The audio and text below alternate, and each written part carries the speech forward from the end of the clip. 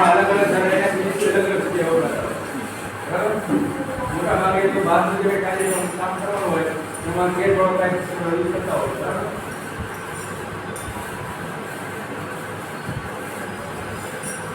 પછી જ્યારે તમે કોઈ પણ ધારો કે દિવાળી અંદર કોઈ પણ કામ કરવાનું હોય ત્યારે બધું જેની કે રોડ બધી નથી બરાબર ત્યાં ઓલરેડી દિવાળનો સપોર્ટ હોય છે બરાબર તો ત્યાં કરતા દિવાળ કેટલો કે મતલબ